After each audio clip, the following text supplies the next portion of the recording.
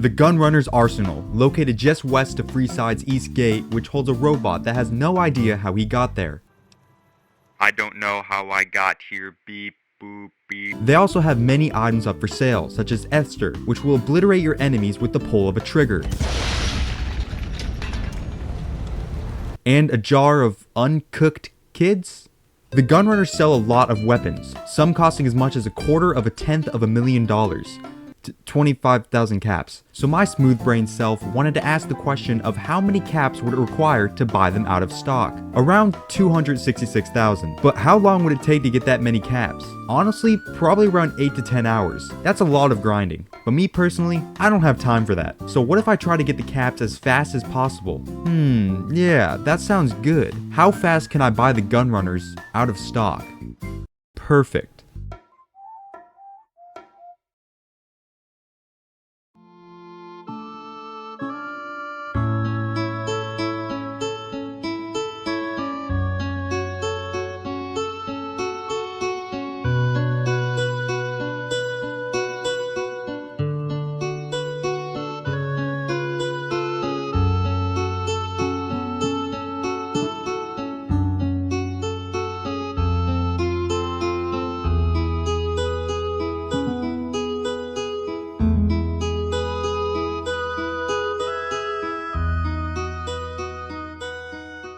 Man, I sure am glad I got this job.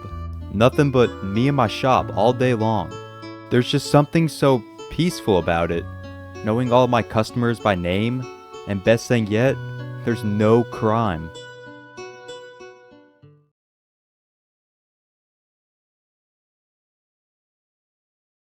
Hey sir, welcome in. What can I get started for you today? We're running a special on some...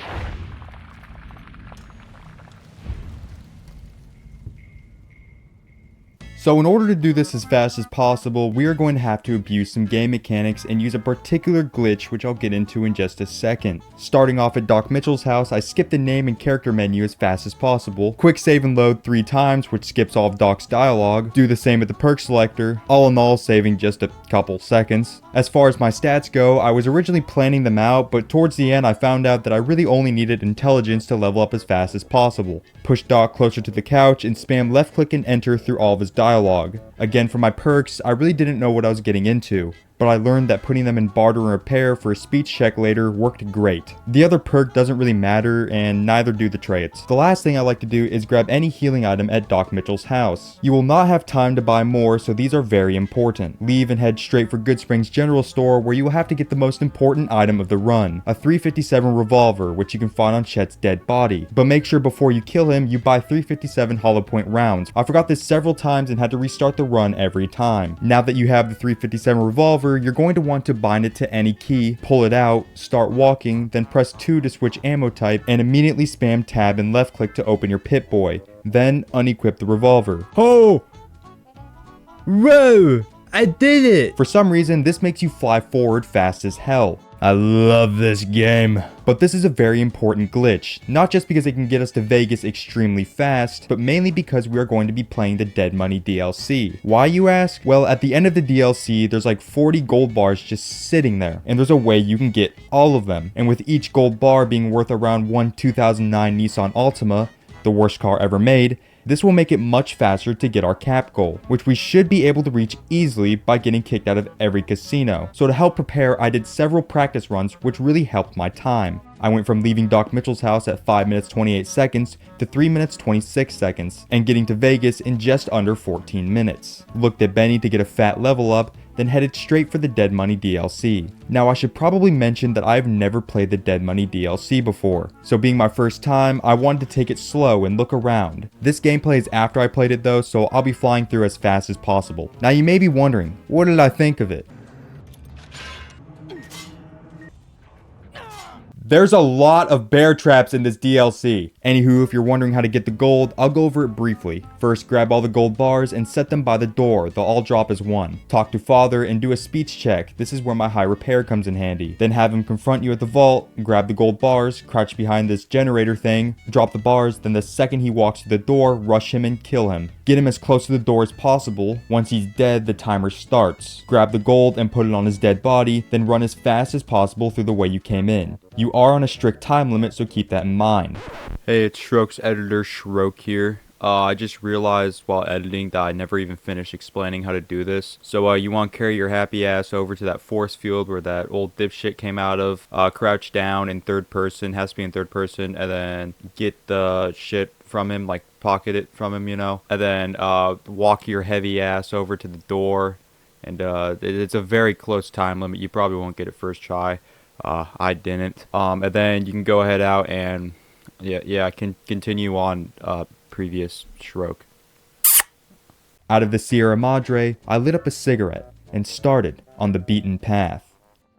Yeah, no, that's gonna take way too long. This is where the revolver trick comes in very handy, only taking me around 12 minutes to get from the bunker to Vegas. In Vegas, I dropped off my gold bars at the room Mr. House gave me and started gambling. If you get kicked out of every casino, you can expect to get around 41,000 caps, which including the Sierra Madre gold bars, that's over 400,000 caps. Now, you may be wondering, Shroke, you only need 270,000 caps to buy everything. Yeah, I didn't know that. I actually never checked how many caps I needed, so here's me figuring that out. The gold bars were enough. What, it was 250,000, 66,000 or something? The gold all adds up to 389,000. I didn't even have to sell anything else but the gold. I didn't even have to get all the caps. Yeah, maybe I should plan this crap better. Anywho, it took me almost 4 hours to buy them out of stock. And I know for a fact I can do better. So starting up the final run, I was determined to half my time. I flew by Doc Mitchell's tutorial, stole all of his stim packs, and left his house at 4 minutes. Next it's off to Good Springs General Store to buy 357 hollow point rounds and murder Chet in cold blood. Then steal his revolver, and with it I went from Good Springs to Vegas in just 7 minutes. A new record for me. I ran straight for the tops to walk in the proximity of the All Holy Benny to level up twice. Then discover the New Vegas Freeside Gate to level up again. I then headed straight for the abandoned Brotherhood of Steel bunker to start Dead Money. At this point I've played Dead Money 2 times, so I know the gist of what to do. I try to be as kind as possible to my team so I wouldn't have to fight them, but I forgot to level up my speech for Dog, so he died. The other 2 less important ones lived though. I got to the vault, took all the gold, speech checked Father Elijah to meet me face to face, and murdered him.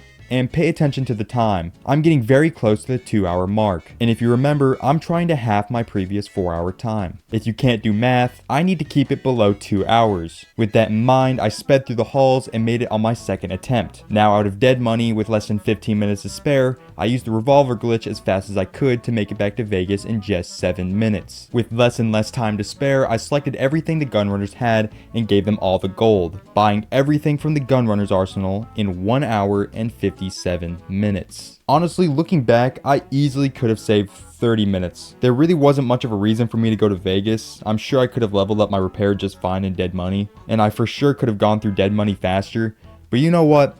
I'm happy with my sub 2-hour time. Anyways, if you liked the video, subscribe. There will be more just like it coming soon. Bye.